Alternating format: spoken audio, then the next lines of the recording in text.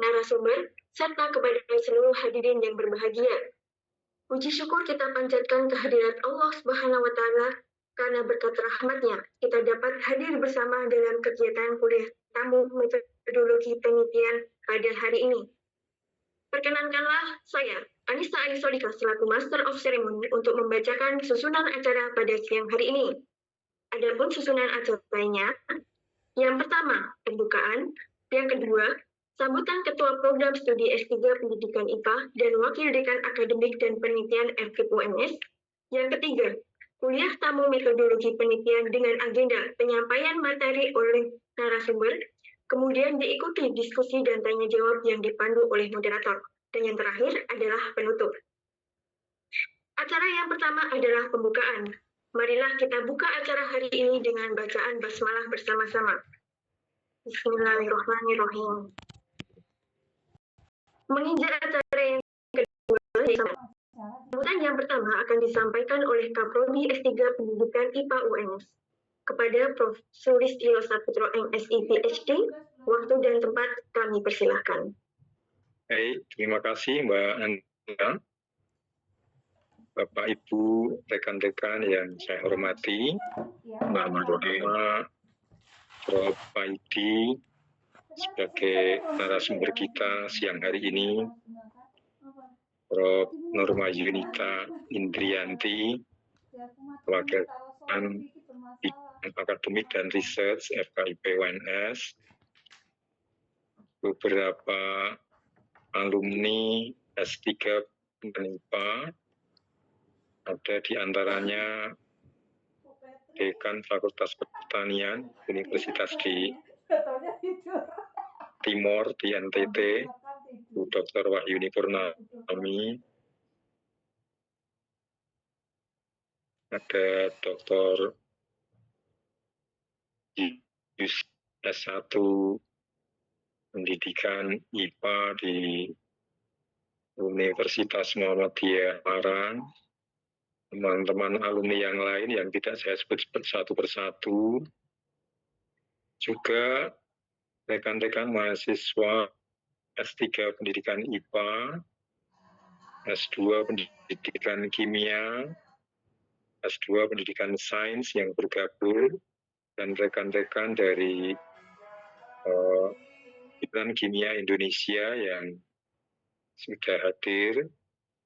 Selamat siang. Assalamualaikum warahmatullahi wabarakatuh.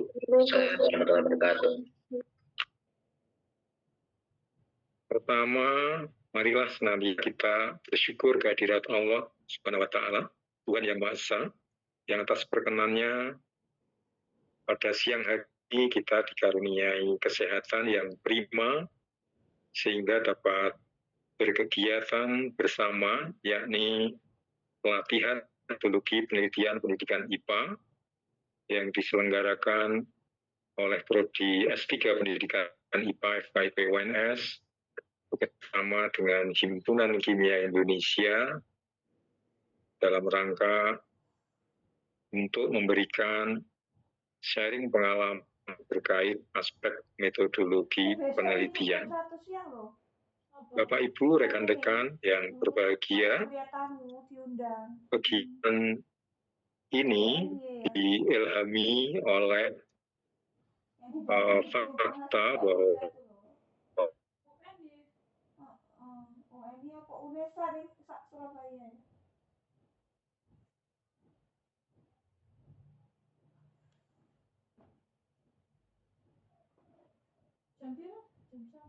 besok ya tanggal 23 aku habis tes UKBI.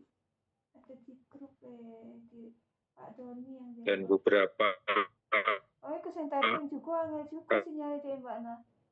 Enak Solo karo Jogja. Enggak cuma kita wes sing kangelan.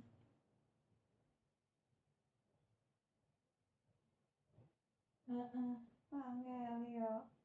Angel sinyalnya.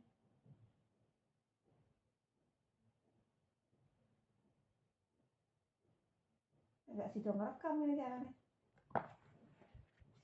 Ini pengembangan ya, research and development ini lebih banyak mengembangkan model pembelajaran IPA Sehingga dalam sebuah catatan waktu kami beri tugas untuk kajian mandiri itu ada sementara data bahwa publikasi berkait pengembangan model pembelajaran IPA ini S3 pendidikan IPA UNS termasuk yang paling tinggi. Ya, teman-teman bisa cek di rekap publikasi. Nah, meski mahasiswa sudah berhasil untuk melaksanakan kegiatan penelitian dalam rangka disertasi dan mempublikasikannya, namun beberapa di antara mahasiswa juga masih terkendala pada saat submit manuskrip jurnal internasional bereputasi. Boleh jadi sinyalemen kami itu adalah juga karena pemahaman aspek metodologi yang masih perlu ditingkatkan. Kiranya S2 dan S3 sebagaimana kita tahu itu kelulusan tepat waktu juga masih terkendala. Oleh karena itu berharap dengan kegiatan kita siang hari ini, Prof. Paidi dari Universitas Negeri Yogyakarta dapat memberikan sharing pengalaman beliau di dalam melaksanakan kegiatan penelitian metodologis, sehingga kita semua yang hadir pada kegiatan ini dapat merasakan manfaat untuk meningkatkan pengetahuan dan juga implementasinya di dalam melaksanakan kegiatan penelitian. Demikian laporan kami, dan mohon berkenan nanti Prof. Norma Yunita Indrianti sebagai Wakil Dekan Bidang Akademik Penelitian FKIP Universitas 11 Maret dapat berkenan untuk membuka secara resmi acara ini. Terima kasih, mudah-mudahan kita semuanya sehat selalu dan dapat melaksanakan aktivitas kita sebaik-baiknya. Assalamualaikum warahmatullahi wabarakatuh. Waalaikumsalam warahmatullahi wabarakatuh. Baik, terima kasih kami ucapkan kepada Prof. Sulistyo Saputro MSI, PhD, atas sambutan yang diberikan. Sambutan yang kedua akan disampaikan oleh Wakil Dekan Akademik dan Penelitian FKIP UNS kepada Profesor Dr. Paid Norma Yunita Indrianti, SPD MSI MSc. Waktu dan tempat silakan. Terima kasih Mbak Anna. Suara saya jelas ya Mbak Nisa? Jelas Prof. Alhamdulillah. Bismillahirrahmanirrahim. Assalamualaikum warahmatullahi wabarakatuh. Ya, salam sejahtera untuk kita semuanya. Om Swastiastu, Namo Buddhaya, salam kebajikan.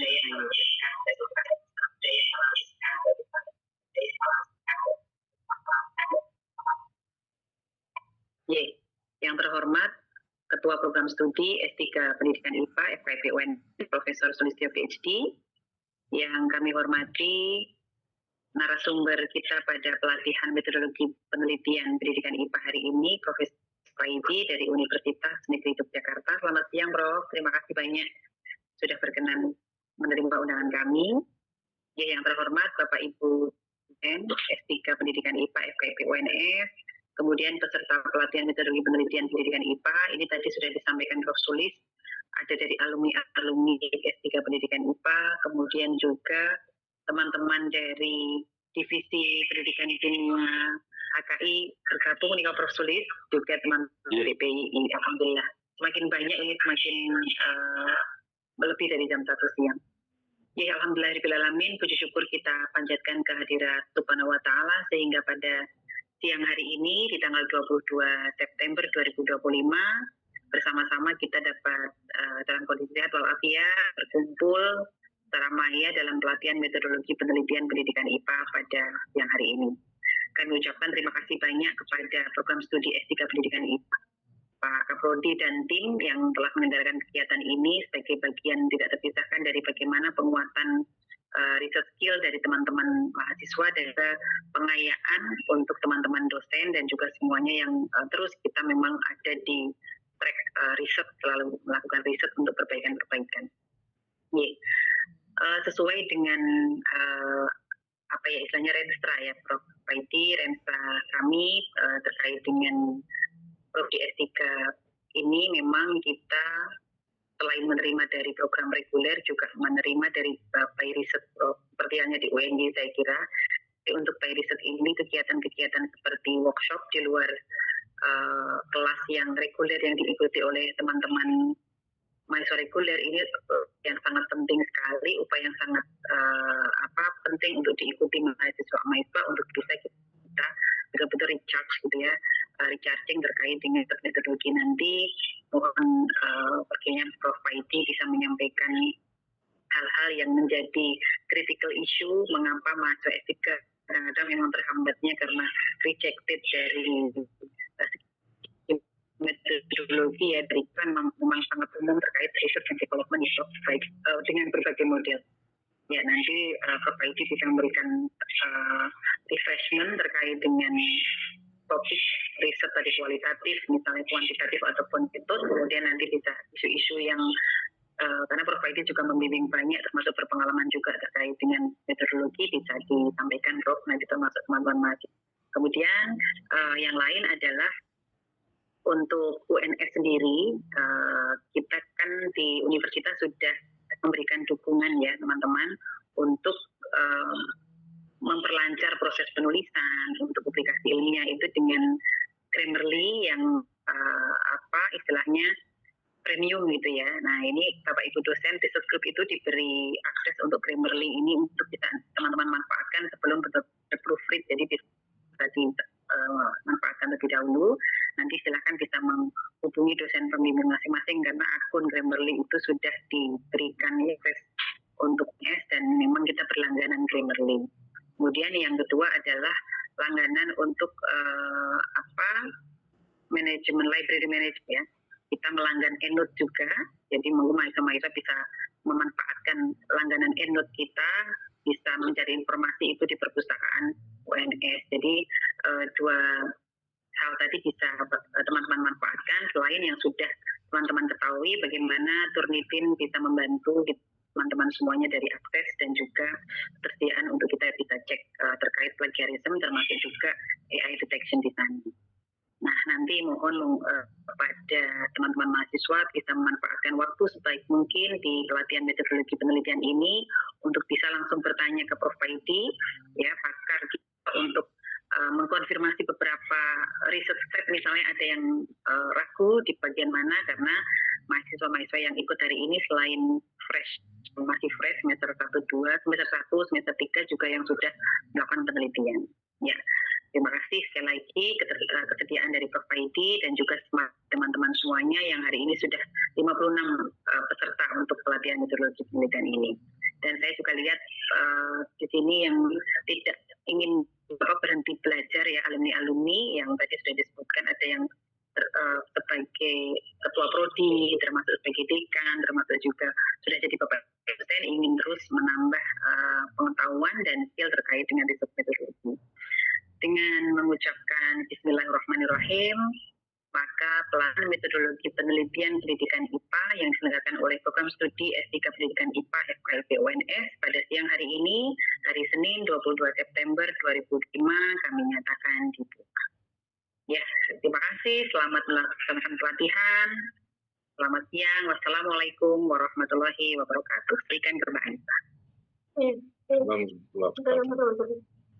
Baik, terima kasih kami ucapkan kepada Profesor Dr. Paid Nurma Yunita Indrianti SPD MSc atas pembukaan dan sambutannya yang telah diberikan.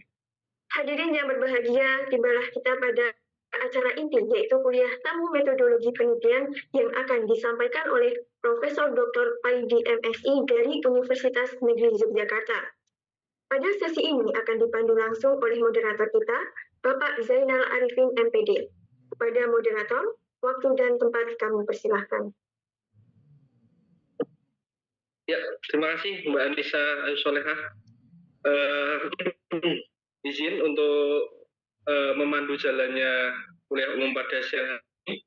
Perkenalkan, nama saya Zainal Arifin, saya mahasiswa S3 Pendidikan IPA UNS semester 5. Jadi pada kesempatan kali ini alhamdulillah sudah bersama Profesor Dr. Paidi MSc dari Universitas Negeri Yogyakarta.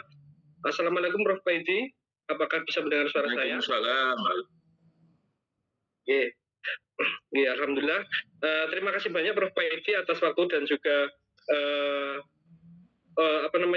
waktu yang telah diberikan kepada kami semua, hingga pada siang hari ini dapat memberikan kuliah umum kepada kami tentang pelatihan metodologi penelitian dalam pendidikan IPA.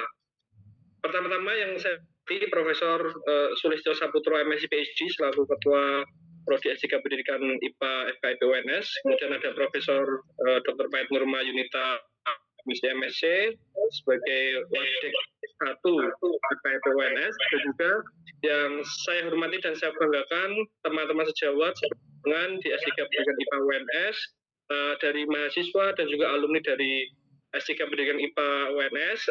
Semoga pada siang hari ini kita bisa mengikuti acara ini dengan cara yang dengan seluruh acaranya dapat kita ikuti bersama-sama. Baiklah, mempersingkat waktu, saya sedikit akan kurikulum vitae dari Profesor Paidi MSc. Jadi nama beliau adalah Profesor Dr. Paidi MSc. Ini Prof. Leres? Leres. Beliau kelahiran Sukoharjo, jadi dari Solo juga, 4 April 1967. Beliau berkantor di FMIPA UNY. Kemudian beliau ahli dalam strategi pembelajaran biologi, kemudian ada statistika, metodologi penelitian pendidikan biologi, kemudian penilaian habitat selekta biologi dan lainnya. Kemudian S1, S2, S3 beliau sangat luar biasa, dari S1 dari IKIP Yogyakarta, kemudian S2-nya di UGM Jogja, kemudian S3 juga di UM Malang. Itu. Begitu pula dengan penelitian beliau sudah banyak sekali dapat dilihat pada Scopus, di mana ada 59 yang telah dipublikasikan di Scopus sampai saat ini, dan saya dengar juga sangat tinggi sekali, dan memang beliau memiliki kapabilitas dalam bidang metodologi penelitian pendidikan IPA, seperti itu.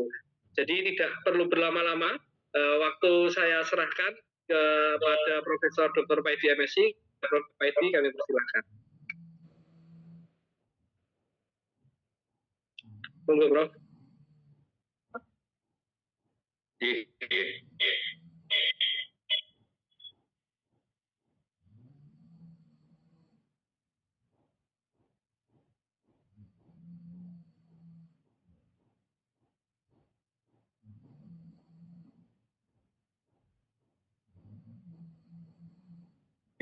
Assalamualaikum warahmatullahi wabarakatuh.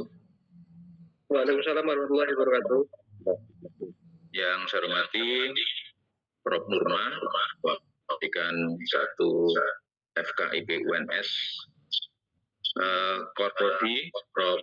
Sulis yang saya hormati, dan saudara semuanya, para mahasiswa program studi S3 Pendidikan FKIP UNS, dan juga tadi ada para alumni yang setia pada alma maternya. Pertama-tama, marilah kita puji syukur kita kehadirat Tuhan Yang Maha Esa, Allah Subhanahu wa Ta'ala, atas limpahan rahmat dan karunia untuk kita semuanya.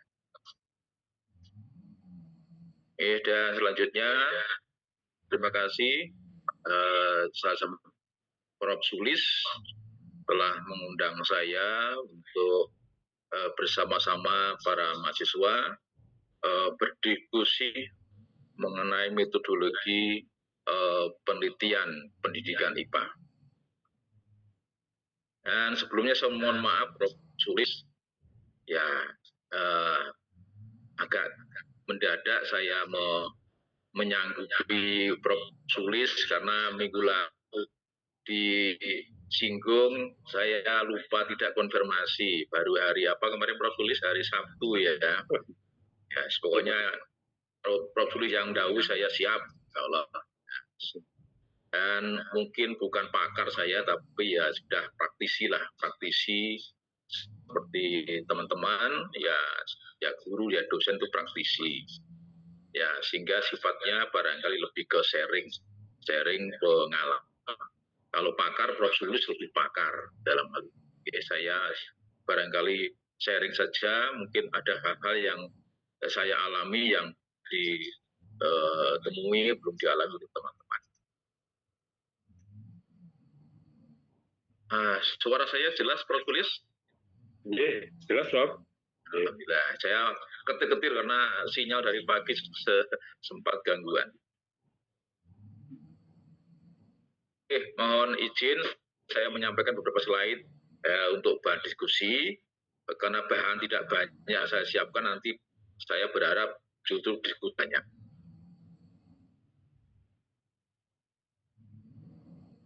Nah, yang pertama saya tidak bosan-bosannya untuk menampilkan slide ini. Slide-nya berubah belum ya, Prof. Sulis ya? KKNI ya.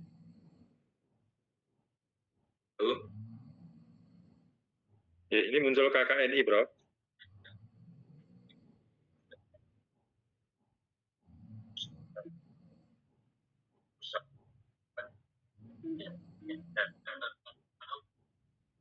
Ada gangguan dikit ya. Duh. Ampun. Halo, Prof. Suara saya masih terdengar? Sampun, Prof. Sampun terdengar, Prof. Nggih, sampun.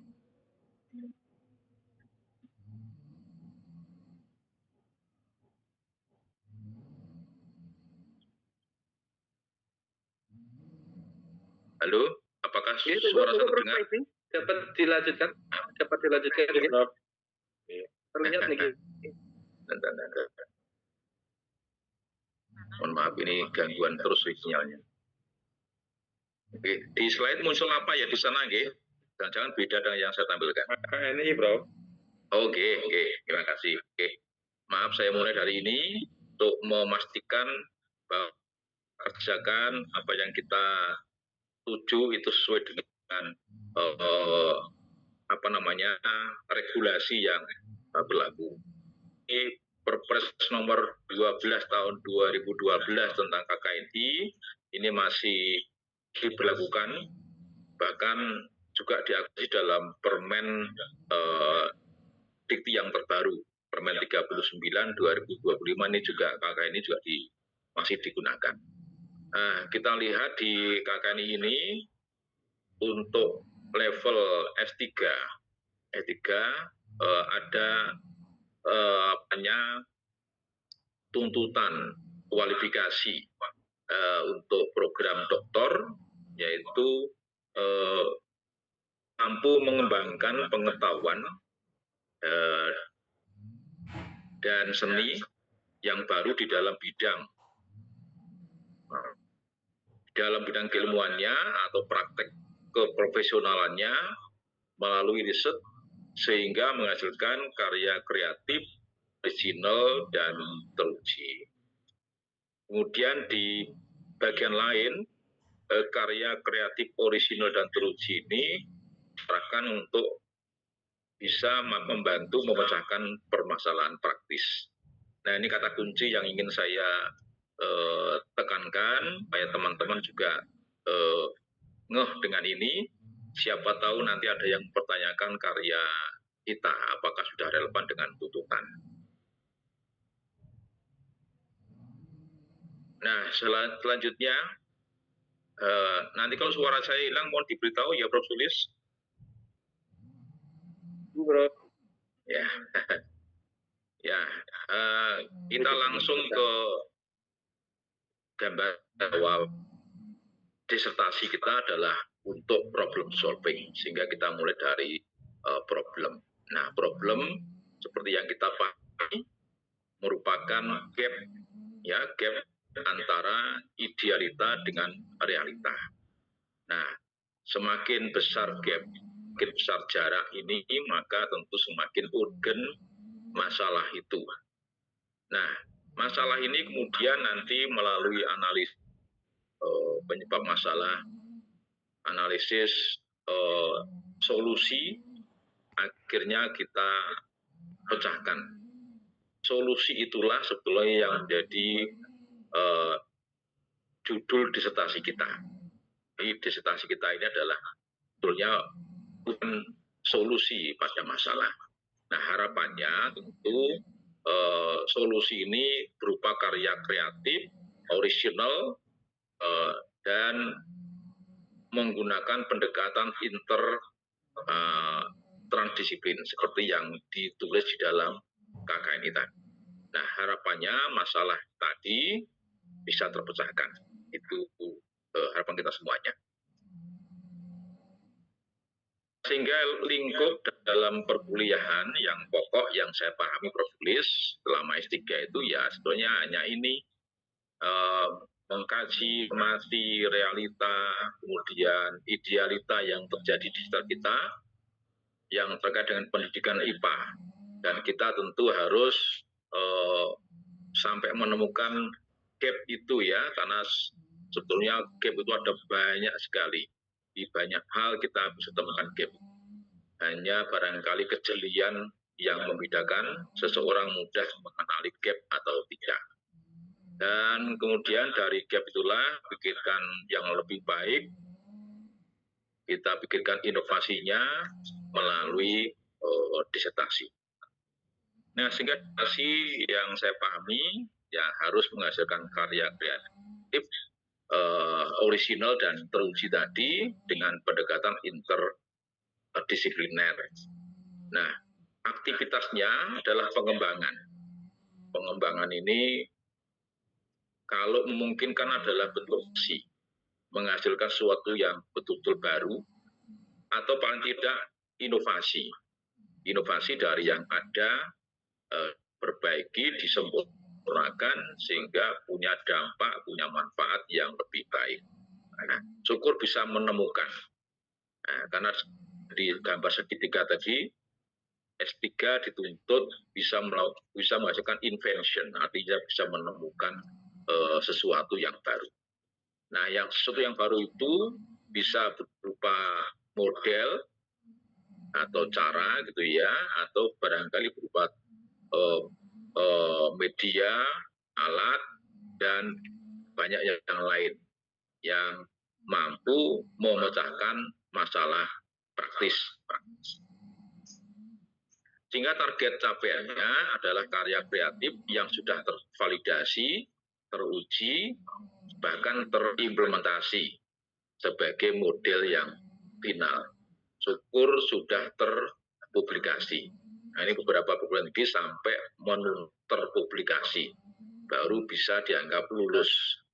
Ada juga yang penting sudah ujian, sudah mengirim artikel pun belum publish. Beberapa variasi tapi. Nah, metodologi penelitian yang mana yang kita terapkan, karena barangkali kita bersepakat bahwa S3 itu harus menghasilkan karya aktif, original, teruji tadi, maka barangkali dua jenis metode ini yang mungkin yang saya pahami yang cocok gitu ya. Di banyak tempat Prof. Sulis dan teman-teman R&D, DBR ini menjadi pilihan yang banyak digunakan oleh teman-teman S3. Di lembaga yang lain ada yang suka menggunakan mixed method sini. Mixed method ya, ini sekali lagi ini pilihan. Nah, di UNY terutama ini yang R&D yang paling banyak digunakan ya. Ada yang memilih menggunakan 4D-nya Tiaga Rajan itu, IDDIE-nya si brand itu, kemudian Box and Gold, ada juga Plum, dan banyak yang lain. Nah, kemudian ada yang sebagian menggunakan DBR ya, Design Based Research ini, hanya yang dikembangkan oleh RIPS, oleh Huang dan Anavin, dan juga Plum. Nah, Plum ini ada yang memposisikan sebagai R&D, ada juga yang DBR. Nah, di mana perbedaannya sebenarnya tidak terlalu besar. Kalau di DBR ini tekan pada intensitas pelaksanaan ya, ada keterulangan berulang ya pada beberapa tahapan itu. Sementara kalau R&D tidak menekankan adanya berulang, tapi menekankan pada kualitas dari produknya, produk finalnya. Nah, sementara yang mixed method ini juga ada banyak subjenis. Salah satunya adalah di exploratory sequential design. Ini teman-teman kalau dibanding ke misalnya UPI sangat familiar dengan mixed method ini ya. Nah, di exploratory sequential design ini ada tahapan yang dikenal dengan kualitatif phase atau fase kualitatif, ada juga yang kuantitatif phase. Nah, kemudian di antara dua fase ini ada tahapan disebut pengembangan yang menghasilkan sesuatu, ya build to, yang nanti akan diinterpretasikan di akhirnya. Di cermati pada ini juga pengembangan sebagaimana R&D atau DBR. Istilahnya R&D atau DBR kayak ya menjadi sesuatu yang sangat penting untuk dilakukan oleh teman-teman S3 untuk menghasilkan karya kreatif, output, dan teruji tadi.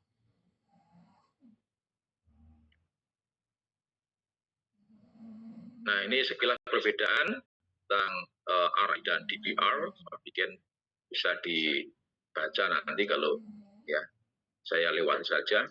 Hanya perbedaan di tahapan ini ya, DBR ini ada berulangnya ya, ada berulangnya. Sementara kalau di R&D tidak. Kemudian mixed method yang banyak digunakan di UPI misalnya, silakan bedanya ini ada qualitative approach, ada quantitative approach, ya, dan mixed methods-nya ini baik dari asumsinya, kemudian penerapannya sampai ke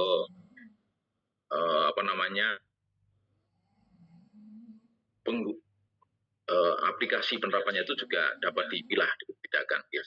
Selain dicermati tentu kita dari R&D tadi kalau kita cermati kita lebih banyak ke mungkin ya mixed method, walaupun kita tidak mixed method karena kita juga ada tahapan kualitatifnya, ada tahapan kuantitatifnya.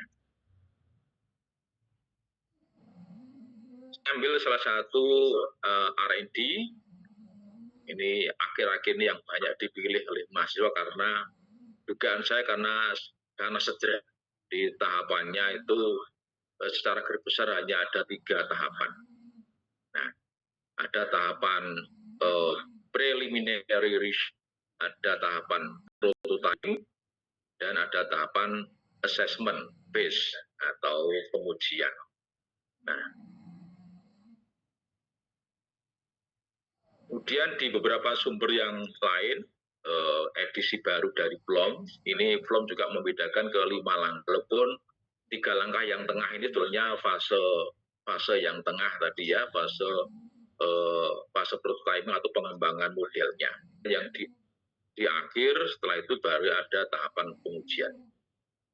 Nah, monggo dipilih yang mana, dua-duanya ada sumbernya, tapi yang banyak dipilih yang saya temukan adalah yang model 3 tahapan atau yang kita kenal dengan macro view, yang 5 tahap yang dikenal dengan micro view. Nah, kemudian saya melompat ke belakang, yang manapun dari R&D yang kita pilih, akhirnya kita menghasilkan produk. Nah, produk itu tentu ada ukurannya, produk yang baik seperti apa untuk S3. Nah, paling tidak saya mengidentifikasi ada 4 parameter, 4 ukuran untuk produk R&D. Yang pertama adalah tentang baruan, novelty. Itu kita tunjukkan dengan spesifikasi dari produk yang kita hasilkan. Nah, deskripsikan itu ya, apa-apa yang baru yang tidak ditemukan di produknya orang lain. Nah, kalau yang kita hasilkan, nah kita sering menggunakan kriterianya yang dibuat oleh Joyce and Well itu ya, ada 6 kriteria misalnya tentang teori pendukung yang digunakan, kemudian reaksi, sintetik sosial, sintaks dan seterusnya. Itu tentu tunjukkan hal-hal yang baru, yang berbeda dari kriteria yang dihasilkan di model lain. Nah, kemudian yang kedua adalah kevalidan. Yang kita buat itu memang menunjukkan sesuatu yang sesungguh yang kalau alat ukur yang mengukur yang diukur gitu ya. Nah, kalau buku ya itu buku, bukan yang lain ya.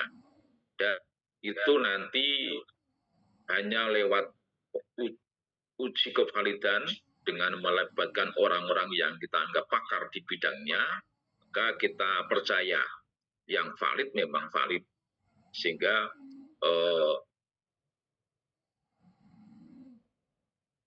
faktor kevalidan ini memang kita mengikuti pendapat atau judgement dari ahli atau lewat expert judgement. Kemudian parameter yang ketiga adalah praktis. Nah, ini juga diperoleh dari uji krisan atau praktikalitas dengan melibatkan praktisi dan pengguna untuk memastikan bahwa produk yang kita hasilkan itu memang dapat digunakan dengan sumber daya yang ada, dengan waktu yang ada, seterusnya. Yang terakhir adalah tentang keefektifan. Jadi produk yang kita hasilkan harus efektif. Efektif artinya bisa menghasilkan sesuatu, bisa meningkatkan sesuatu, bisa mencapai sesuatu yang kita harapkan, yang kita tuju. Nah, ini bisa kita capai lewat uji keefektifan ya, nanti itu melibatkan uji statistik ya, yang menggambarkan perubahan peningkatan itu memang kita anggap bermakna atau signifikan. Nah, 4 inilah yang kita akan diskusikan. Saya mengajak teman-teman untuk diskusi tentang 4 hal ini. Jadi saya mohon izin untuk kuliah tahun ini hanya praktis saja ya, kita melihat produk yang kita hasilkan itu seharusnya seperti apa. Nah, ini saya sarikan lagi dari modelnya Plum tadi yang tahap itu. Nah, nanti pada tahapan 1 misalnya pada preliminary investigation atau preliminary research ini tentu ada targetnya. Nah, di sini yang perlu dipertanyakan adalah subjeknya siapa saja yang akan kita teliti untuk menghasilkan data awal itu, tekniknya bagaimana, instrumen yang mana, itu. Kemudian nanti pada tahapan desain ini akan menghasilkan semacam blueprint gitu ya, semacam draft awal atau prototipe awal banget gitu ya. Nah, ini tentu sangat kualitatif ya begini. Kemudian tahap berikutnya adalah construction atau realization. Ini mengelaborasi dari maket atau prototipe awal itu menjadi draft yang sudah terlihat ya kita boleh sebut sebagai draft model 1 begitu. Nah, kemudian nanti pada tahapan yang keempat ada tahapan tes, evaluation dan review. ini adalah intinya melakukan validasi dari draft model yang kita hasilkan. Nah, yang menjadi pertanyaan di sini, subjek yang dilibatkan siapa seharusnya, tekniknya bagaimana, instrumennya yang mana. Nah, gitu ya. Juga mungkin kalau cukup ya harus ada sampai uji draft model, artinya sampai berulang-ulang lah kalau memungkinkan. Nah, barulah nanti ada implementasi atau diseminasi pada tahap akhir dari PLOM ini melalui eksperimen biasanya. Eksperimen mencobakan pada konteks nyata, pada waktu yang real, ya, kan ya gurunya atau dosennya juga yang asli sebagai praktisinya. Nah, ini karena kita ingin tahu apakah model yang kita hasilkan itu kalau diterapkan dalam kelas, kalau kelas kondisi real, situasi kenyataannya itu bisa memperbaiki, bisa meningkatkan sesuatu yang kita anggap kurang, bisa memecahkan yang anggap semula sebagai masalah. Nah, kemudian mari kita lihat yang tadi di tahap desain kita menghasilkan semacam prototipe awal, atau kalau rumah ya maketnya lah. Nah, kalau baju ya baru desain gambarnya. Nah, teman-teman di Jogja sering menggunakan istilah yang gampang, bagaimana kita melakukan konstruksi yang arahnya menghasilkan sesuatu yang baru itu. Nah, teman-teman sudah sangat familiar dengan istilah scamper ya, scamper yang diperoleh oleh Eberly tahun 2008. Ya, scamper ini ada singkatan dari S, C, A, M, E, dan R. Nah, ini contoh cara-cara bagaimana kita mengkonstruksi sesuatu yang menghasilkan sesuatu yang baru, menghasilkan karya kreatif. Jadi barangkali susah atau tidak mungkin kalau kita, apalagi yang S3 itu dia dituntut melakukan penemuan ya, invention, melakukan sesuatu yang betul-betul baru, sangat berat. Tapi barangkali lewat modifikasi, lewat menambah, lewat mengurang dan sebagainya, yang itu sudah bisa menghasilkan sesuatu yang lebih inovatif, yang lebih efektif begitu. Nah, misalnya ini dari scamper S yang bermakna mengganti, substitusi. Nah, ini dari yang ada, misalnya ada 3 tahapan kegiatan yang biasanya dilakukan, misalnya membaca, menulis, kemudian menghitung. Nah, itu membaca, menulis, menghitung mungkin sudah berjalan dan dianggap kurang maksimal dampaknya, bisa ganti. Yang menghitung diganti apa gitu ya, mungkin menjumlah, yang semula mengalihkan ganti menjumlah misalnya. Nah, dengan mengganti dari mengalihkan menjadi menjumlah, misalnya kita yakin itu lebih bagus, yaitu sudah kita anggap karya kreatif. Jadi mengganti suatu dengan yang lain ya. Tentu tidak semuanya ya, dari setiap tahapan itu mungkin 1-2 tahapan yang kita ganti. Atau dengan C, kombinasi mengcombine. Nah, ada 2 model kita gabungkan. Ya, kalau model itu masing-masing gunakan kok kurang optimal, nah kita yakin kalau digabung lebih bagus, nah itu menggabung itu sudah menghasilkan karya kreatif. Kita mengadaptasi, memodifikasi, terus kemudian bahkan sampai ke membalik urutan pun itu juga memungkinkan bisa menghasilkan karya kreatif. Nah, teman-teman sudah mendengar ada model pembelajaran yang dikenal dengan flip classroom. Nah, flip classroom sebenarnya pada intinya hanya membalik urutan ya. Yang biasanya ada pertemuan di kelas, misalnya luring begitu, kemudian setelah selesai nanti guru atau dosen memberikan tugas rumah, ya, untuk dilakukan sendiri, mandiri. Nah, kemudian yang itu sudah berjalan lama kok ada rasanya kurang bagus ya, artinya masih saja masalah itu dihadapi pada siswa, artinya misalnya critical thinkingnya masih kurang atau apalah, artinya kita masih belum puas dengan itu. Nah, kemudian ada yang punya ide bagaimana kalau dibalik. Nah, PR-nya didulukan, baru besoknya ketemu di kelas.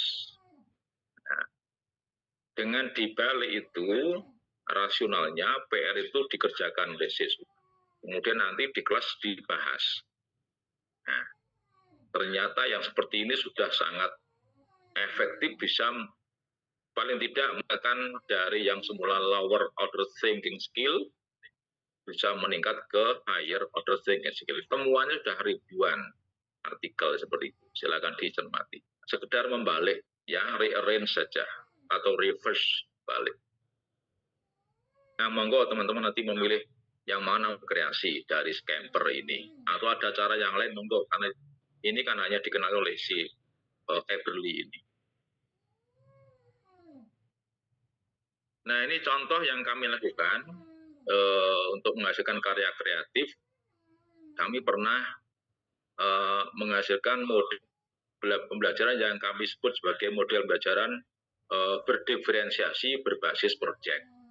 Nah, waktu itu awal kurikulum Merdeka diperkenalkan oleh Pak Menteri yang mengedepankan pembelajaran berdiferensiasi dan juga penggunaan team based project.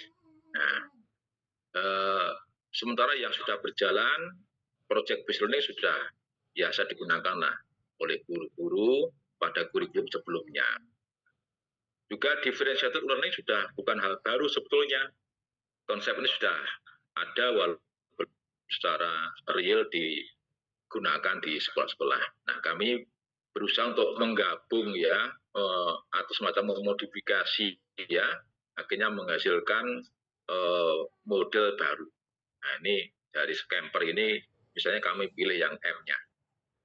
Kemudian juga pernah menggabungkan ya, misalnya pada waktu kami membangun model critical inquiry based blended learning pada awal-awal pandemi itu, kami menggabungkan dua model, yaitu inquiry based learning kemudian dengan critical inquiry. Nah, tentu dengan sentuhan ICT ya, karena di awal pandemi memang kita baru memikirkan penggunaan moda-moda yang bisa menggantikan pertemuan luring itu. Nah, ini mengcombine dua model. Nah, juga bisa hanya menambahkan ini. Misalnya kami ketika model yang kami sebut dengan Inspire ya. Inspire ini ya merupakan adaptasi dari sebetulnya hanya guided inquiry ya. Kemudian kami tambahkan ada modul sedikit mengadaptasi langkah-langkah di guided inquiry. Ini contoh-contoh, saya pikir teman-teman bisa berpikir lebih banyak. Nah, kemudian setelah model kita pikirkan, sudah dibuat draft lah gitu ya, dari prototype awal, kemudian dielaborasi menjadi draft 1, maka langkah berikutnya adalah validasi. Nah, validasi produk untuk menjawab kevalidan tadi, apakah valid tidak itu, ada beberapa tahapan yang bisa kita gunakan. Misalnya untuk validasi isi ya, untuk content validity, kita bisa mengikuti langkah yang disarankan oleh icon ini ya, yang dikenal dengan icon P method itu. Nah, intinya kita akan sejumlah pakar, kemudian kita mau minta masukan lewat lembar kuesioner, di produk kita berikan ke para pakar, kemudian sejumlah pakar akan memasukkan isian berdasarkan pendapat judgementnya, kemudian nanti kita olah data dari para ahli itu menggunakan rumus yang diusulkan oleh ICON itu ya, sehingga kita peroleh namanya konten atau validitas yang nanti ada kriterianya, mulai sekian sangat valid, mulai sekian sangat valid, dan seterusnya. Nah, nanti bukunya ada nih ya untuk ICON ini. Ini rumusnya. Kemudian juga ada yang mau nambah dengan metode LP ya.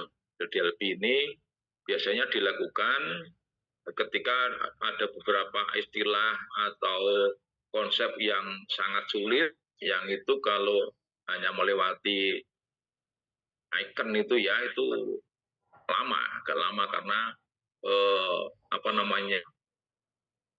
pencerahan atau kejelasan mengenai suatu hal itu sulit. Nah, kalau kita pakai DLP tepat karena di sana ada pertemuan ya FGD baik online maupun offline, sehingga di sana para ahli bisa memberikan pendapat secara langsung. Kita siapkan, kita ada konsensus bersama, ada konsensus langsung dalam forum itu langsung disepakati begitu. Nah, ini keunggulan dari metode LP. Saya pikir teman-teman bisa menggunakan dua-duanya. Ini sudah berjalan di UNY maupun di UNS ya. Nah, kemudian setelah valid, maka parameter berikutnya adalah kepraktisan. Perlu juga kita pastikan produk kita adalah praktis. Nah, bagaimana melakukan uji kepraktisan? Ini banyak ahli mengusulkan, sehingga ada istilah uji coba terbatas atau uji coba skala kecil, gitu ya. Nah, ini paling tidak untuk memperbaiki redaksi ya. Misalnya kita kalau di perguruan tinggi ya mengundang 10 mahasiswa untuk membaca LKPD atau maksud saya worksheet ya, LKM. Dari segi keterbacaan, kemenarikan itu bisa kita peroleh lewat uji coba terbatas ini. Kemudian uji coba menengah, atau kalau di istilahnya Bob and Cole itu ada main field test ya, bisa diarahkan untuk menguji kepraktisan. Nah, ini sudah menggunakan sejumlah siswa dalam kelompok, satu kelas atau dua kelas ya, jadi kita beri kesempatan untuk mencoba ini ya, walaupun tidak dalam full time, guru sudah mencobakan sehingga bisalah untuk menunjukkan kepraktisan itu. Nah, kepraktisan kita akan lihat dari persepsi praktisi, artinya lebih ke pendapat atau respon, tapi yang lebih penting juga lewat observasi keterlaksanaannya. Nah, lewat uji coba lapangan utama itu memungkinkan ya kita kita amati bagaimana semacam model yang kita hasilkan itu di kelas itu berjalan atau tidak. Nah, ini kira-kira untuk uji kepraktisan. Jadi intinya kepraktisan itu bisa diperoleh lewat pendapat atau respon praktisi, bisa juga lewat observasi keterlaksanaan. Dan menurut saya justru dua-duanya, ya hasil persepsi dan juga hasil observasi keterlaksanaan.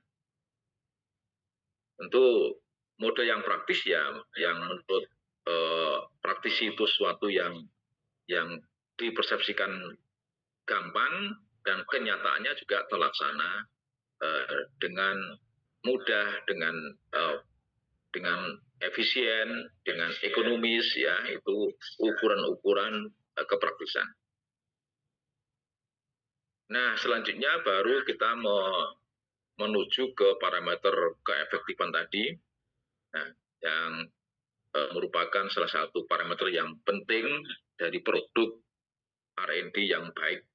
Nah, kalau ada sejumlah penelitian, nah, ada yang mengelompokkan menjadi non-eksperimental dan eksperimental gitu ya. Ya, misalnya di Donald itu ya. Nah, tentu kita akan memilih yang eksperimental. Mental ya, yang bisa nanti kita arahkan untuk pembandingan gitu ya, dengan sehingga lebih akuntabel apa yang kita klaim itu lebih dapat dibuktikan dan dipercaya oleh orang lain. Nah, tidak cukup dengan deskriptif atau komparatif yang sederhana, ekspos korelasional ya, tapi kita memilih yang eksperimental. Yang di sana tentu ada pelakuan treatment yang kita kan, yang kita juga melakukan pengontrolan variabel-variabel yang dianggap mengganggu. Nah, menurut Donald Ari, kita membedakan eksperimen di situ menjadi true, quasi, dan juga pre-eksperimental. Nah, tentu yang true ini yang paling bagus, yang pre-eksperimental yang paling kurang bagus, nah yang quasi yang tengah. Nah, biasanya kita akan memilih yang paling bagus gitu ya, tapi dari empiris sangat langka peneliti kita, termasuk peneliti disertasi itu menggunakan yang true eksperimental. Yang paling banyak adalah quasi eksperimental. Nah, mengapa? Ini tentu ada alasan yang serius. Nah, misalnya menggunakan non-equivalent control group, ya, desain gitu ya. Ini yang paling banyak teman-teman. Mengapa tidak menggunakan yang true? Tentu yang paling bagus ini.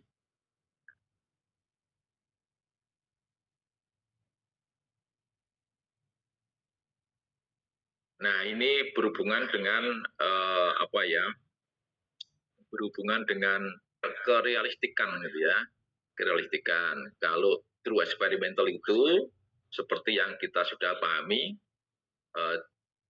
ciri eksperimental yang sesungguhnya atau yang true eksperimental adalah yang pertama pemberian treatment, kemudian pengontrolan variabel pengganggu, kemudian pengamatan respon, yang terakhir adalah randomisasi atau pengacaan subjek maupun penentuan penelitian. Nah, yang pengacakan ini yang paling untuk dilakukan untuk konteks pembelajaran. Kalau kita penelitian pelajaran ya, misalnya kita menggunakan sekolah itu, kalau mau true eksperimental, maka sampel kita adalah dari pengacakan atau dipilih melalui acak. Dan itu kita tidak mungkin karena kita tidak mengacak-acak kelas ya. Yang kita bisa hanya menggunakan kelas-kelas yang ada. Kita anggap kelas itu sebagai klaster yang sudah natural gitu ya. Di sesuatu ada di situ, nah kita gunakan satu paket kelas-kelas itu. Nah, itulah yang kita lakukan, dan itu termasuk quasi karena tidak bisa melakukan pengacakan atau tidak menggunakan sampel acak. Itu tergolong ya quasi ya. Kalau yang true harus hasil pengacakan betul. Monggo nanti kita diskusi boleh ya.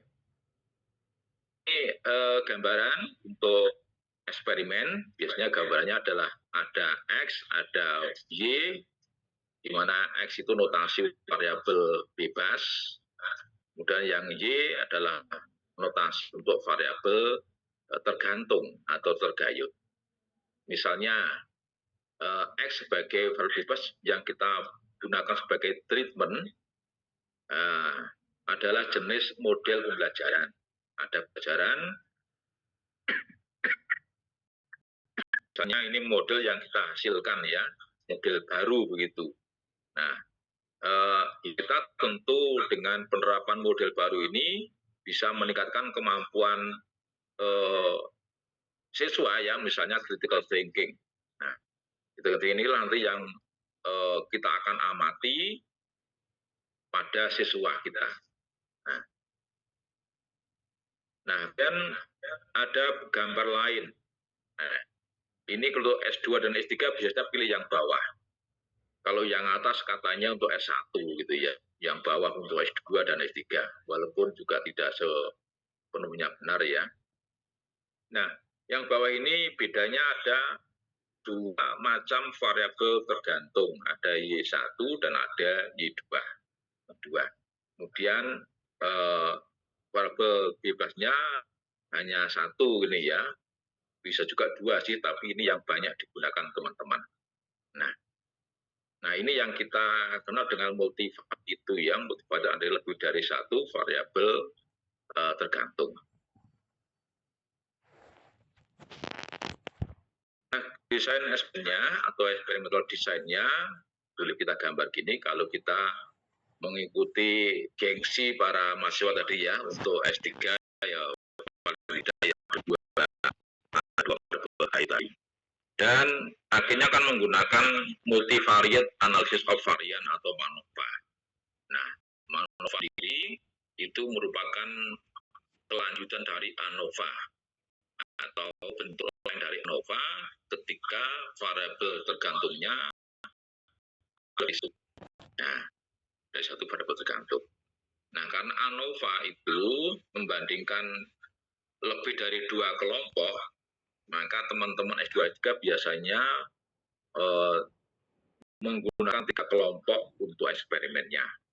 Nah, nanti ya ada kelompok yang menjadi kelompok eksperimen, ada yang kelompok kontras 1, kontras 2, pembanding 1 dan pembanding 2. Nah, nanti yang 3 kelompoknya yang kita bandingkan menggunakan manfaat tadi. Dengan Y-nya nanti ada Y1, ada Y2, ada YA, ada YB sebagai variabel tergayut.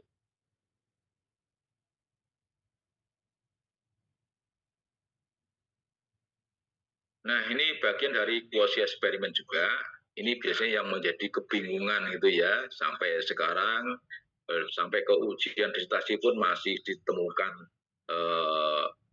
perbedaan-perbedaan. Saya ingin diskusi nanti di forum ini, saya berikan yang mana gitu ya.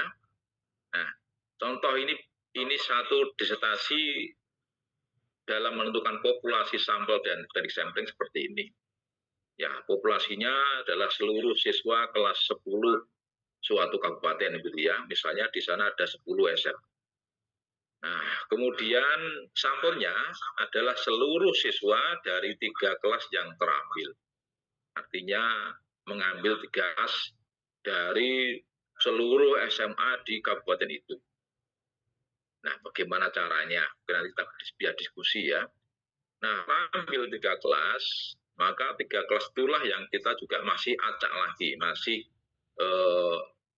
kita random lagi untuk menentukan mana yang menjadi kelompok E, mana yang menjadi kelompok C1, dan mana yang menjadi kelompok C2. Kemudian contoh kedua ini yang paling banyak saya temukan, populasi adalah seluruh siswa kelas 10 suatu SMA. Ini SMA besar, di SMA itu ada lebih dari 5 kelas paralel, ini ada 8 kelas paralel. Nah, kemudian dari kelas paralel 8 kelas itu diambil 3 kelas. Nah, ini kalau seperti ini, teknik sampling seperti apa, kemudian sama dari 3 kelas tadi nanti diacak lagi untuk menentukan mana yang kelompok E, kelompok C1, dan kelompok C2. Nanti diskusi. Nah, kemudian sampailah pada analisis data untuk mengetahui keefektifan tadi. Nah, ada yang menggunakan MANOVA, ada yang MANCOVA. MANCOVA Ini cirinya ada C-nya itu covariate. Nah, kalau MANOVA itu asumsinya kondisi awalnya itu antar kelompok tadi adalah dianggap mungkin gitu ya, dianggap setara, maaf setara. Nah, kemudian kalau MANCOVA ada sesuatu disinyalir berbeda ya, tetapi kita tidak bisa mengontrol ya, tidak bisa mengontrol. Nah itulah yang nanti kita hapus sebagai covariate ya, covariate akan kita perhatikan pengaruhnya itu lewat uji yang kita sebutkan MANCOVA. Jadi MANCOVA itu satu uji yang bisa mengakomodasi, bisa menghitung, bisa mempertimbangkan pengaruh dari covariate. Misalnya kemampuan awal. Nah, kemampuan awal dari sesuatu kan susah kita kontrol ya, kita samakan susah, maka sudah kita ukur saja kemudiannya dengan pretest misalnya. Nah, pretest itulah nanti yang barangkali digunakan sebagai covariate. Atau kalau sudah punya data TPA atau AQ dari kelas itu ya kita bisa gunakan sebagai covariate. Nah, untuk membuktikan bahwa kondisi awal itu tidak memberikan kontribusi pada respon eksperimen itu. Nah, itu saja yang dapat saya sampaikan sebagai bahan pemantik untuk diskusi. Saya sangat berharap banyak waktu diskusi, kita bisa tukar pikiran, tukar pendapat. Saya kembali kepada moderator. Assalamualaikum warahmatullahi wabarakatuh. Waalaikumsalam warahmatullahi wabarakatuh. Matur nuwun, terima kasih banyak Prof. Paidi atas dari tentang pelatihan metodologi penelitian IPA. Jadi ada sangat banyak sekali metode atau pendekatan yang bisa kita lakukan untuk melakukan penelitian di pendidikan IPA. Mulai dari tadi ada R&D, DBR, ataupun kuali-kuanti dan juga mixed method.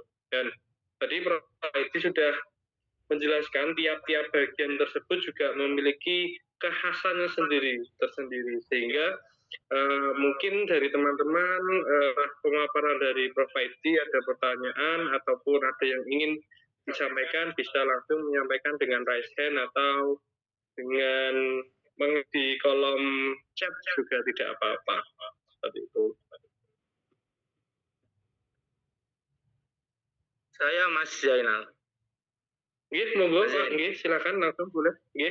Perkenalkan nama, kemudian asalnya mana, dan juga pertanyaan apa. Silakan monggo Pak Eko. Terima kasih Pak Paidi. Assalamualaikum warahmatullahi wabarakatuh. Perkenalkan nama saya Eko Wahyu Nur Sofianto Pak. Saya dari UIN Antasari Banyuasin. Saya S3 Pendidikan IPA semester 1 Pak, angkatan 2025. Jadi yang saya tanyakan itu batasan kita melakukan R&D itu sejauh mana ya Pak ya? Kan kalau ID misalnya atau bulk and goal itu kan kalau S1 itu kan cuma sampai pada kelayakan saja. Terus kalau misalnya pada S3 itu batasan kita melakukan R&D itu sampai full semua gitu Pak? Atau yang sesuai kebutuhan saja Pak? Jadi biar tidak bias gitu Pak antaranya penelitiannya S1 sama S2 sama S3 gitu Pak. Ya. Terus kemudian yang kedua Pak, kalau misalnya kita melakukan pengembangan inovasi MOC ya Pak ya. Misalnya kita melakukan pengembangan inovasi MOC. Nah kemudian inovasi MOC ini juga kita kembangkan secara mandiri, misalnya codingnya saya coding sendiri gitu Pak. Terus kemudian saya aplikasikan. Nah ini apakah juga termasuk dari pembaruan atau saya cuma mengadopsi emosinya aja, kemudian saya buat model untuk program tersendiri. Itu Prof. Terima kasih. Terima kasih Pak Eko atas pertanyaannya. Izin Prof. Paidi langsung menjawab atau monggo, kalau bisa digabung lebih bagus, Mas. Terima kasih.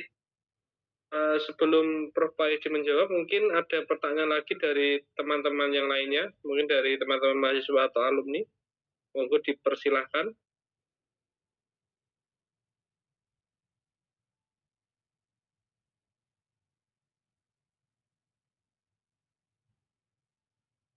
Oke, tidak ada yang ingin ditanyakan, di kolom chat juga tidak ada. Mungkin sakit dijawab dulu ya, Prof.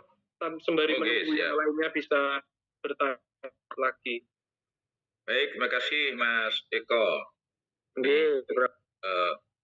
Sampai di mana sih untuk penelitian S3 untuk R&D ya Mas Eko ya?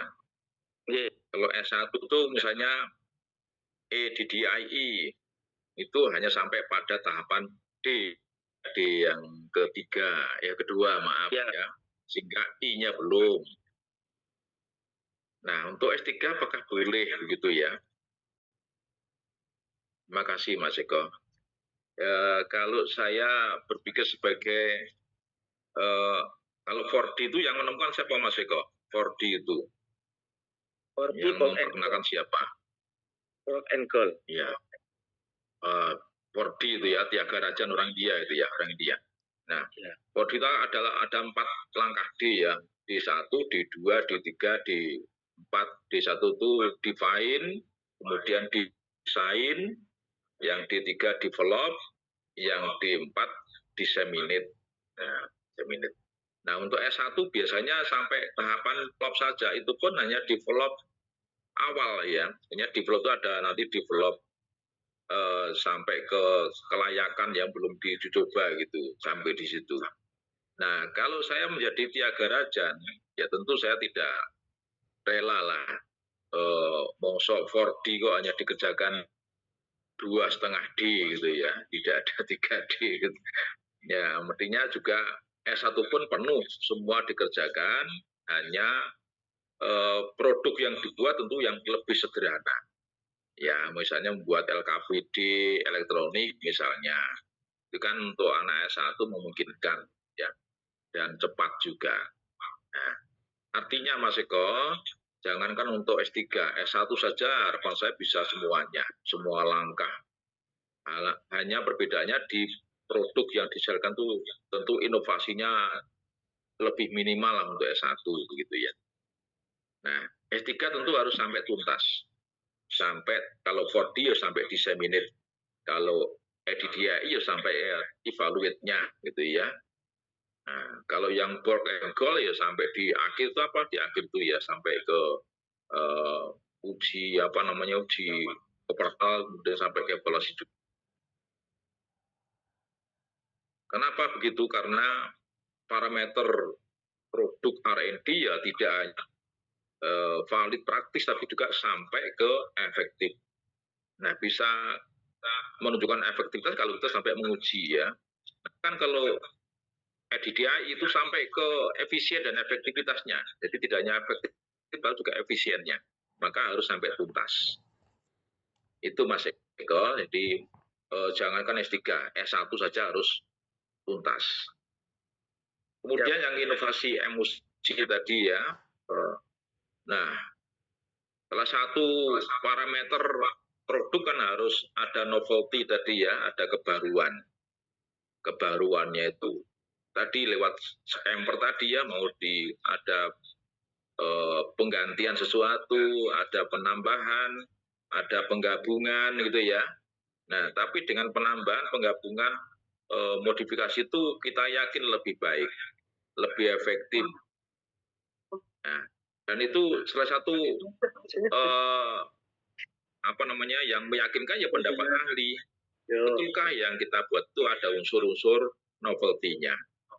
Nah, jadi expert bisa memberikan judgement. Nah, itu Mas. Kemudian ya monggo nanti usia saya pikir sangat luas dan model yang cocok kan bukan pork and gold ya, tapi gunakan yang Wan Hanafin itu ya, memang itu sangat cocok untuk pengembangan ICT. Di sana sudah ada perangkat yang itu memang relevan untuk pengembangan prosedur ataupun fitur-fitur ICT. Itu Mas Eko yang dapat saya sampaikan. Terima kasih. Terima kasih, Prof. Ya, terima kasih, Prof. Ya, terima kasih Pak Edi. Apakah sudah terjawab semua Pak Eko? Alhamdulillah sudah, Mas. Terima kasih. Oke, terima kasih Prof Edi dan Pak Eko. Berikut ada pertanyaan, saya izin membacakan di kolom chat dari Ibu Isnani Juni Fitria. Beliau dari S3 Pendidikan IPA dan juga dosen UM Malang. Pertanyaan adalah bagaimana dampaknya jika kovariat tidak terdistribusi seimbang antar kelompok. Misalnya skor prioritas kelompok eksperimen tinggi sejak awal. Apakah Mankova cukup kuat untuk menyesuaikan perbedaan tersebut atau perlu analisis tambahan? Seperti itu, Prof. Terima kasih Mbak Nani ya. Ya, memang sebagai seorang peneliti, kalau sudah menyampaikan temuannya, itu harus siap untuk di-counter oleh orang lain. Di-counter orang lain. Jadi orang lain itu punya kebebasan untuk meng-counter dalam arti tidak yakini atau tidak kurang percaya atau minta klarifikasi, itu kan hal yang biasa. Gitu ya. Nah, eksperimen kita menggunakan tadi misalnya pre-eksperimental yang one shot case tadi atau one group pretest post test, dan kesimpulan kita menyampaikan bahwa apa yang kita berikan itu efektif, maka orang lain dengan mudah akan membantah apakah betul perbaikan di akhir, artinya post testnya lebih bagus dari pretest itu hanya gara-gara perlakuan yang kita berikan. Tentu kita sebagai peneliti susah untuk memberikan bantahan gitu ya, bantah ulang, karena memang tidak bandingnya. Maka yang pre-eksperimen itu dianggap paling lemah karena banyak pengganggu, kita tidak bisa kontrol. Artinya validitas internal eksperimen kita itu sangat rendah. Maka kita gunakan yang quasi eksperimen atau struktur true eksperimen, di mana di sana sudah ada mekanisme untuk mengontrol variabel-variabel pengganggu. Nah, yang paling bagus yang true. Kalau yang true itu maka misalnya kita butuh dua kelompok kelas, yaitu kelompok eksperimen, satu kelompok kontrol. Nah, dua kelompok itu kita peroleh secara acak. Artinya misalnya ada dua kelas asal itu kita gabung dulu, kemudian kita lotre, siswa mana akan masuk ke kelompok kontrol, siswa mana masuk eksperimen, itu kita acak satu persatu. Kita seperti di lotre, seperti arisan itulah, yang misalnya kita panggil si A, nanti dia masuk kelas C atau kelas E, ya, kontrol atau eksperimen. Kalau sudah semua anak diambil, ditentukan kelasnya secara acak, tidak ada lagi orang akan mempertanyakan dua kelas itu berbeda tidak. Kita yakin itu setara. Itu yang namanya randomize ya, pakai pengacaan. Dan itu untuk kita lakukan di sekolah kan sangat susah, karena kita nggak mungkin akan mengacak-acak kelas itu. Maka yang bisa adalah kita menggunakan kelas yang ada. Mungkin ada sekolah yang mengatakan kelas yang ada ini semuanya dianggap paralel sama, yaitu anggapan, tapi kan tentu tidak bisa menjamin. Nah, kita lakukan pretest ya, dan kita gunakan apa adanya. Misalnya pretest kelas C lebih rendah dari yang kelas E, ya sudah, kita gunakan saja. Nah, nanti kalau kita teruskan, kemudian yang di kelas E itu nanti hasilnya lebih bagus, kesimpulannya bahwa eksperimen itu memberikan dampak yang bagus, tentu orang lain akan mengatakan, oh iya bagus, karena sejak awal sudah bagus, kan gitu ya, sejak awal sudah lebih bagus. Nah, ini kita tidak bisa apa-apa, karena kita ya itu tadi, karena kelasnya kelas yang sudah. Nah, salah satunya cara untuk mengurangi itu adalah menggunakan analisis data, ya, gunakan Mankova tadi. Kita memperhitungkan perbedaan awal itu. Nah, covariannya kita masukkan nanti, ya angka-angka pretest itu kita masukkan di situ. Nah, itu Mbak Nani, saya pikir itu adalah cara terakhir kita bisa melakukan untuk mengurangi keraguan ya, keraguan orang bahwa treatment yang kita berikan betul-betul efektif. Artinya perubahan yang ada di akhir itu adalah betul-betul karena treatment kita. Artinya kita tunjukkan bahwa eksperimen kita adalah memiliki internal validity yang tinggi gitu ya, yang bisa menjelaskan hubungan antara X dan Y. Saya pikir begitu Mbak Nani, jadi itu menurut saya yang bisa kita kerjakan yaitu ya kalau menuruti orang ya kita nggak akan habis-habisnya, orang selesai ya silahkan nggak bayar. Nanti saya pikir mereka bisa memverifikasi, menguji ulang ya di tempat yang lain. Mungkin begitu Mbak Nani.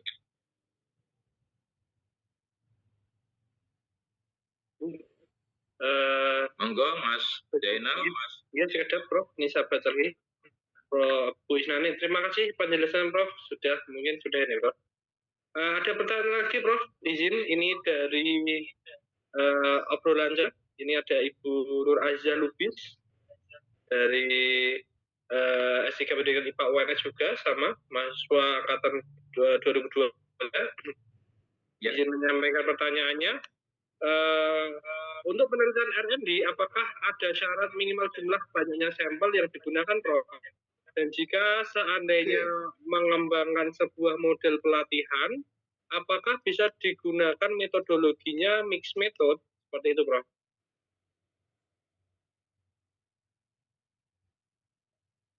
Oke, terima kasih. Ini Mbak siapa tadi? Nur Azizah. Nur ya? Ibu Nur Azizah. Oke, Mbak Nur Azizah. Ya, ini akan menghasilkan model pelatihan, saya pikir ya. Nah, model pelatihan dengan model pembelajaran, apa ya bedanya ya? Ya sama-sama model, sama model. Nah, namanya model ya tentu ada sesuatu yang baru, menyangkut cara, menyangkut bahan, gitu ya, ada yang baru. Nah, bahwa model yang kita hasilkan itu bagus ya tentu harus melalui tahapan tadi, ada uji kevalidan, uji kepraktisan, dan uji keefektifan itu. Nah, ukuran sampel tentu sangat menentukan, sangat menentukan. Nah, semakin tinggi, semakin besar ukuran sampel tentu semakin baik. Tapi biasanya itu berlawanan dengan prinsip ekonomi. Semakin tinggi ukuran sampel ya semakin mahal gitu ya, semakin mahal. Sehingga kita akan memilih sampel seminimal mungkin, tapi masih memenuhi syarat akademis gitu. Nah, untuk model pelatihan tentu kita juga perlu memikirkan siapa nanti yang akan menggunakan itu. Kalau model pembelajaran kan nanti digunakan praktisi guru dengan siswanya atau dosen dengan mahasiswanya. Nah, untuk pelatihan juga harus dipikirkan siapa yang akan menjadi semacam praktisinya dan siapa yang menjadi penggunanya. Nah, untuk uji coba terbatas tentu melibatkan praktisi itu. Ya, berapa orang? Ya sebanyak mungkin. Tetapi tentu kita lihat kondisinya. Kalau terpaksa ya akhirnya seberapapun kita bisa gunakan. Nah, misalnya untuk uji keterbacaan itu bahkan ada peneliti yang saya baca itu hanya mau memanggil mahasiswa untuk memberikan respon keterbacaan misalnya, atau kemenarikan misalnya. Karena terbatas sebenarnya batasan berapapun ya. Nah, tentu dengan menyebutkan hanya ada 5 mahasiswa yang memberikan respon, tentu sudah maklum. Lebih valid kalau 10, lebih valid lagi kalau 100, kan begitu ya. Nah, itu saya pikir Mbak Nur. Jadi ukuran sampelnya sama pada prinsipnya pada model pembelajaran. Ya, akan melibatkan pada uji terbatas berapa orang, uji menengah berapa, dan uji luas berapa. Semakin banyak semakin baik. Mungkin prinsip